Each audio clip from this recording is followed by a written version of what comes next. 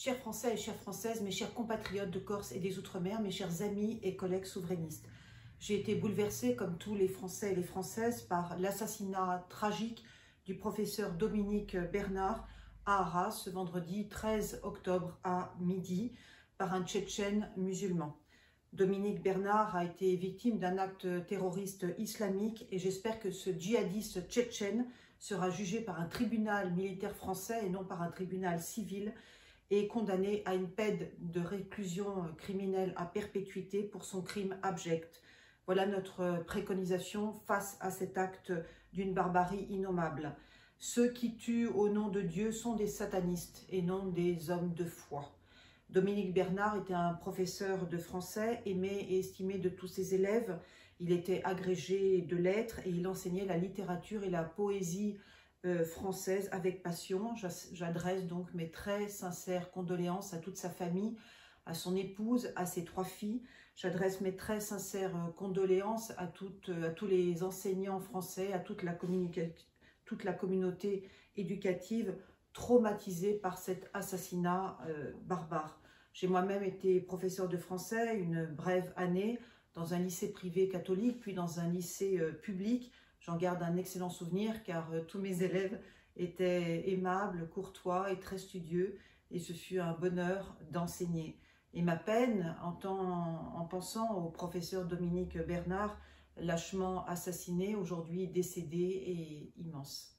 J'ai le sentiment d'être revenu 3 ans en arrière, le 16 octobre 2020, quand Samuel Paty, professeur d'histoire-géographie, a été assassiné par un djihadiste tchétchène à Conflans-Sainte-Honorine dans les Yvelines.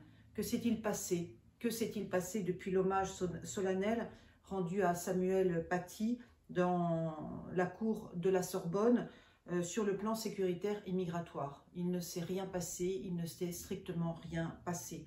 La Macronie, depuis ce 16 octobre 2020, enchaîne les discours creux, enchaîne les promesses non tenues, enchaîne les recueillements fleuris, les bougies, les soupirs et les larmes de crocodile. Mais sur le plan sécuritaire et migratoire, il ne se passe rien, strictement rien, bien au contraire. Le gouvernement scélérat de Madame Borne, qui est elle-même franco-israélite, dont toute la famille, les Bornstein, vit à Tel Aviv, n'a fait depuis 3 ans qu'amplifier l'immigration d'origine africaine et arabo-musulmane pour mieux détruire la France chrétienne, fille aînée de l'Église catholique dont elle ne partage ni la foi, ni la religion, ni les valeurs, ni même les attachements. Le département de la Seine-Saint-Denis s'enorgueillit en 2023 d'avoir 80 nationalités différentes dans ce département qui cohabitent dans un vivre ensemble, en fait dans un vivre ensemble totalement délétère car toutes ces communautés étrangères vivent en ghetto, ne se mélangent pas et se détestent cordialement. Marseille, qui est ma très chère ville natale, s'attriste aussi d'être devenue en quelques décennies, depuis les années 60, en raison du laxisme migratoire orchestré délibérément par les élus locaux, la banlieue d'Alger. Une ville cosmopolite où l'on parle autant arabe que français et dans laquelle se multiplient les enclaves musulmanes qui sont autant de zones de non-droit où les caïds font la loi et où la police ne rentre pas. Au vu de ces faits et de ces chiffres, j'accuse le gouvernement scélérat de Madame Borne et le ministre de l'Intérieur, M. Moussa Darmanin, d'être responsables de la mort du professeur Dominique Bernard, car ils n'ont pas donné l'ordre d'expulser ce Tchétchène radicalisé qui n'avait rien à faire sur le sol français, qui était sous le coup d'une OQTF, obligation de quitter le territoire français, et qui disposait d'un laissez-passer consulaire pour entrer en Tchétchénie. Les dysfonctionnements du gouvernement de Madame Borne sont donc flagrants et visibles. J'accuse le gouvernement scélérat de Madame Borne et son ministre de l'Intérieur, M. Moussa Darmanin, avec le cynisme qui les caractérise tous les deux, d'avoir gâché la fête mondiale du rugby dimanche soir et d'avoir importé de manière cynique le conflit israélo-palestinien au cœur même du Stade de France lors du match France-Afrique du Sud, en obligeant les Bleus, notre équipe nationale française, à se recueillir sur les victimes d'une guerre qui ne les concerne pas, ce qui les a totalement déconcentrés, ce qui les a totalement déprimés, ce qui les a totalement démoralisés, et ce qui explique, au-delà de la partialité flagrante de l'arbitre et de ses décisions hautement contestables, leur défaite incompréhensible lors de ces quarts de finale. Oui, M. Darmanin, qui a œuvré à la démoralisation des Bleus ce dimanche, est en partie responsable de notre défaite sportive. J'accuse le gouvernement scélérat de Mme Borne et son ministre de l'Intérieur, M. Moussa Darmanin, d'avoir nommé avec le cynisme qui les caractérise tous les deux, en tant que ministre de l'Éducation nationale, un LGBT de 34 ans, marié à un homme de confession israélite, ardent défenseur de l'éducation obligatoire à la sexualité et de la GPA, qui ne connaît strictement rien à l'école publique, ni en tant qu'élève, ni en tant que professeur. Ce ministre, M. Gabriel Attal, n'a pour unique préoccupation depuis sa nomination que de protéger les synagogues et les écoles juives dont il est issu, éparpillées sur le sol français, par un arsenal policier considérable, plus de 10 000 policiers, au détriment de la protection de nos chers compatriotes français. Je rappelle que les synagogues et les écoles juives sont des institutions privées qui ne peuvent être, au regard de la loi française, protégées ni par la police nationale ni par la police municipale. Ces institutions privées doivent faire appel, au regard du droit français, si elles se sentent insécurisées, à des agences de sécurité privées. C'est la loi française qui l'impose. J'accuse le gouvernement scélérat de Mme Borne et son ministre de l'Intérieur, M. Moussa Darmanin, de mettre la pression avec le cynisme qui les caractérise tous les deux sur les chefs de nos établissements scolaires afin de les obliger à dépenser une fortune en caméras de surveillance, en checkpoint, en badge électronique, plutôt que de s'attaquer à la peste migratoire islamique qui gangrène notre pays bien-aimé depuis 1973 et de manière encore plus accélérée depuis 2017, depuis l'élection d'Emmanuel Macron à la présidence de la République française. J'accuse le gouvernement scélérat de Mme Borne et son ministre de l'Éducation nationale, M. Gabriel Attal, de briser avec le cynisme qui les caractérise tous les deux les vocations professorales des enseignements français et des futurs agrégatifs dans le seul but de les faire remplacer par des enseignants étrangers totalement incultes, totalement incompétents et payés au lance-pierre, ce qui permettra d'accroître la désinstruction nationale et d'enrichir les richissimes sociétés de soutien scolaire qui se multiplient en France. J'accuse le gouvernement scélérat de Mme Borne et son ministre de l'Intérieur, M. Moussa Darmanin, avec le cynisme qui les caractérise tous les deux, de n'avoir pas mis en œuvre à 100% les OQTF, obligation de quitter le territoire français, et de n'avoir pas expulsé, depuis leur nomination, les islamistes les plus radicaux hors de France. J'accuse le gouvernement scélérat de Mme Borne et son ministre de l'Intérieur, M. Moussa Darmanin, avec le cynisme qui les caractérise tous les deux, de rester dans un déni coupable sur la question migratoire et de ne pas faire le lien entre immigration arabo-musulmane et délinquance islamique, alors que tous les problèmes majeurs de la France viennent de là. Chers Français et chères Françaises, le gouvernement scélérat, perfide, incompétent, immigrationniste, cosmopolite, LGBTisé, pervers, décadent, doit urgemment démissionner. L'assassinat d'un professeur innocent par un djihadiste tchétchène doit déclencher notre sainte colère et des actions résolues. En tant que présidente des souverainistes, en tant que porte-parole de la droite souverainiste, en tant que démocrate chrétienne et fervente catholique, je vous le dis, à tout problème politique, il existe une solution politique unie, indivisible et parfaite. Encore faut-il de l'intelligence, de la foi et du courage pour trouver cette solution et pour la mettre en œuvre.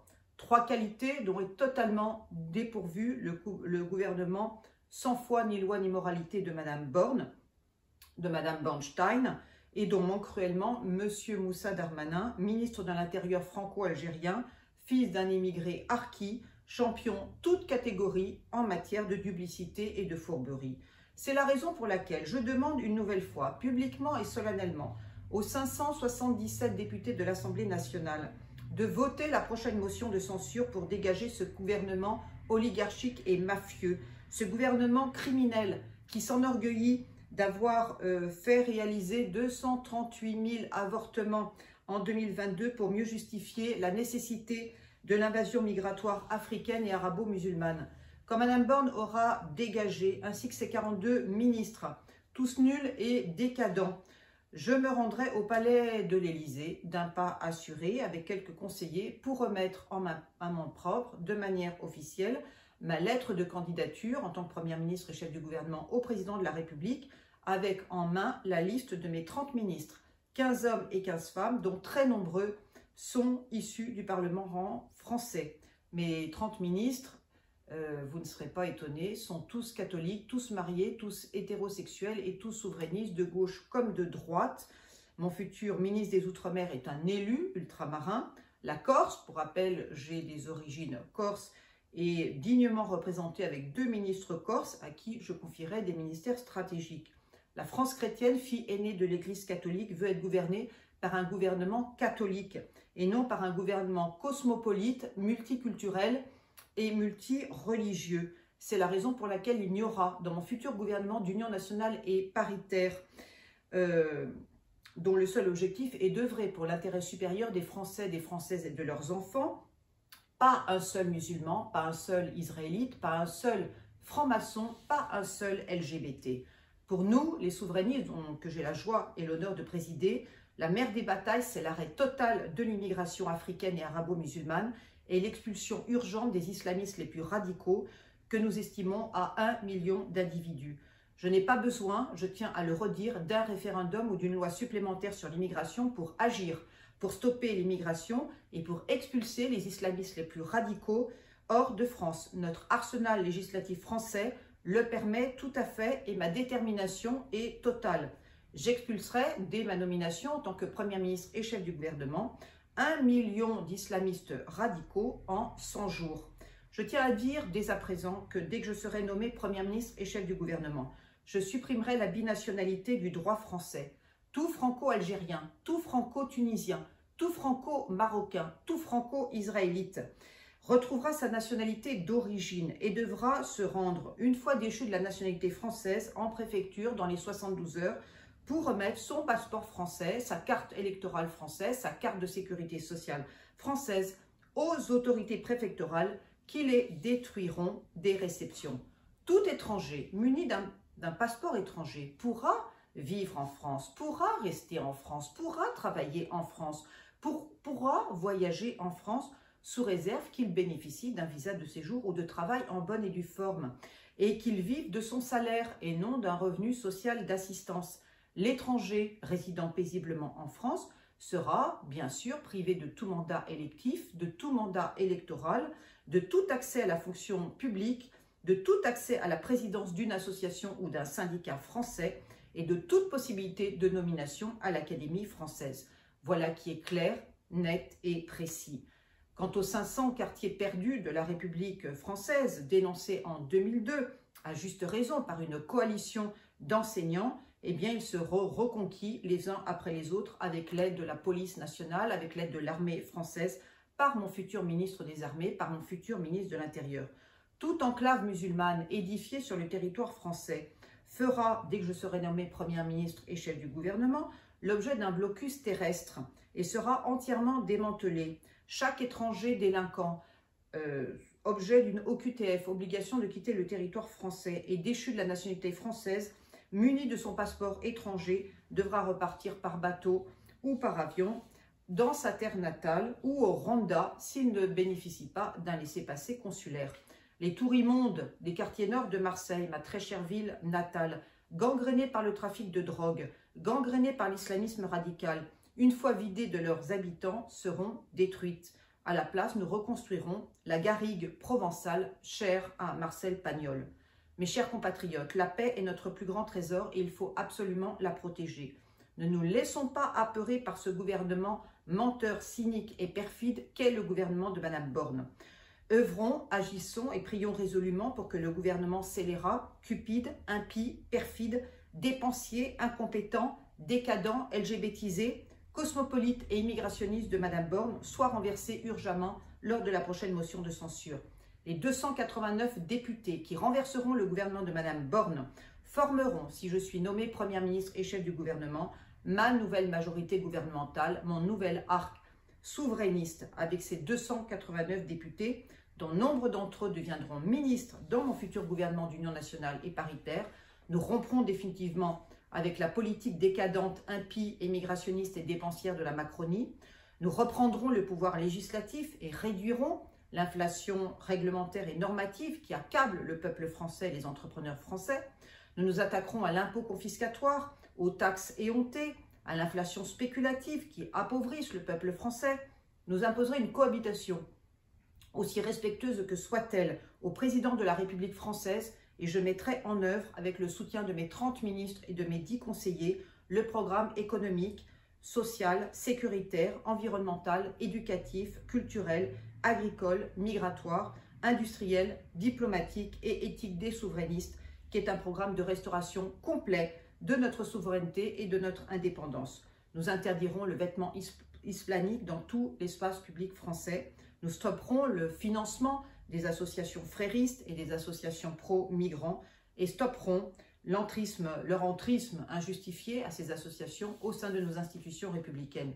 Nous interdirons les abattages rituels tant cachers que halal. Nous œuvrerons résolument à la rechristianisation de la France avec le soutien actif des évêques et des prêtres français. Nous travaillerons résolument pour la paix et tenterons de résoudre les conflits nombreux qui perdurent aux portes de l'Union européenne des 27 et sur les rives de la mer Méditerranée.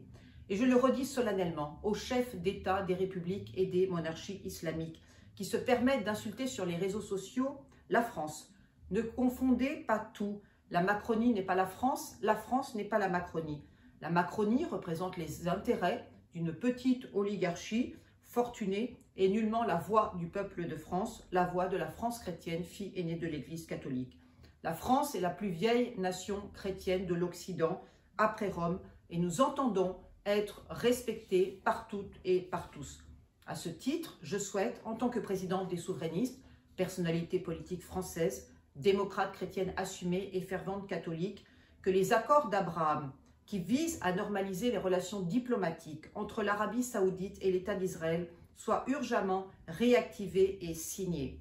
Je souhaite, en tant que présidente des souverainistes, personnalité politique française, démocrate chrétienne assumée et fervente catholique, que l'ensemble des pays arabes, arabo-musulmans, plus de 50 de par le monde, reconnaissent l'État d'Hébreu comme la terre ancestrale du peuple juif, terre que Dieu a donnée au peuple juif pour accueillir avec tous les honneurs dus à son rang, le doux Messie, le roi du ciel, le Fils de Dieu, notre Seigneur Jésus-Christ. Je souhaite, en tant que présidente des souverainistes, personnalité politique française, démocrate chrétienne assumée et fervente catholique, que l'ensemble des pays arabes, plus de 50 de par le monde, reconnaissent les frontières ancestrales de l'État hébreu qui va de la mer Méditerranée au fleuve du Jourdain, ce qui inclut bien sûr la bande de Gaza et la Cisjordanie. Nous sommes, nous les chrétiens, 2,5 milliards d'individus. Les arabo-musulmans représentent 1,5 milliard d'individus. Le peuple juif représente 14 millions d'individus. 7 millions vivent en Israël, 7 millions se sont exilés aux États-Unis, en Europe, en France et en Ukraine. Il est temps, après 2000 ans de persécution, d'exil et d'humiliation, de laisser vivre le peuple hébreu, le peuple juif, le peuple de l'Antique Alliance, en paix et en sécurité sur sa terre ancestrale, sur sa terre historique, sur la terre biblique de Moïse et d'Abraham. Je rappelle que notre Seigneur Jésus-Christ, qui est né il y a 2000 ans à Bethléem, c'est-à-dire en Judée, devenue de manière parfaitement illégitime une terre arabo-palestinienne, celle de la Cisjordanie, était sémite. Oui, Jésus était sémite. Il était grand, très grand, ses cheveux étaient châtains et ses yeux étaient très bleus. Ses meilleurs amis, les 12 apôtres, nés en Galilée, au nord d'Israël, s'appelaient Matthieu, Marc, Luc, Jean, Pierre, Marthe et Marie-Madeleine, et non Kevin, Mathéo, Mohamed ou Rachida. Il est temps que les pays arabes, 50 de par le monde, sortent de leur déni, sortent de leur anti-judaïsme maladif et reconnaissent que le peuple hébreu, que le peuple juif, que le peuple de l'Antique Alliance a le droit de vivre en paix et en sécurité sur sa terre ancestrale, sur sa terre historique, sur la terre biblique de Moïse et d'Abraham qui va de la mer Méditerranée au fleuve du Jourdain. J'espère, en tant que présidente des souverainistes, ambassadrice de la paix, démocrate chrétienne assumée et fervente catholique, que je serai entendue et que je serai écoutée. Il en va de la paix mondiale et de la paix universelle.